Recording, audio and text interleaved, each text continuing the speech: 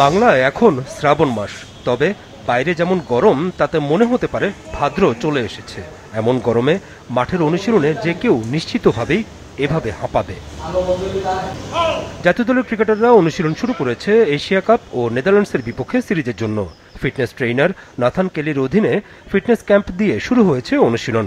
25 জনের প্রাথমিক স্কোয়াডের 4 ক্রিকেটার লিটন, তাসকিন, মিরাজ ও হৃদয় অবশ্য ছিলেন না প্রথম দিন। 6 মিনিটে দৌড়াতে হবে 1600 মিটার। ক্রিকেটারদের এবার এই চ্যালেঞ্জ দিয়েছেন ট্রেইনার। 14 আগস্ট পর্যন্ত চলবে এই ফিটনেস ক্যাম্প। 15 তারিখ থেকে শুরু হবে স্কিল ট্রেনিং। 20 আগস্ট থেকে নেদারল্যান্ডসের বিপক্ষে সিরিজের জন্য এই ক্যাম্প চলে যাবে সিলেটে। মুশফিক অবশ্য নেই এই স্কোয়াডে, তাই তো সতীর্থদের থেকে একটু দূরে নিজের ফিটনেস ট্রেনিং করেছেন অভিজ্ঞ এই উইকেটরক্ষক ব্যাটার। এদিকে অস্ট্রেলিয়ায় অনুষ্ঠেয় টপ এন্ড টি-20 সিরিজ খেলতে বৃহস্পতিবার ও শুক্রবার রাতে 2 ভাগে অস্ট্রেলিয়ায় যাচ্ছে বাংলাদেশ এ দল। সেখানে পাকিস্তানে অর্থাৎ Shaheens, Nepal, Perth Scorchers, Northern Territory Strike, Melbourne Stars ও অ্যাডিলেড স্ট্রাইকার্সের বিপক্ষে 6টি গ্রুপ পর্বের ম্যাচ নুরুল হাসান সুহানের নেতৃত্বে খেলবে বাংলাদেশ এ দল। 14 আগস্ট পাকিস্তানের বিপক্ষে ম্যাচ দিয়ে শুরু হবে বাংলাদেশের টুর্নামেন্ট। আসরের সেমিফাইনাল ও ফাইনাল 24 আগস্ট, যে আসরে শিরোপায় লক্ষ্য বাংলাদেশ এ দলের।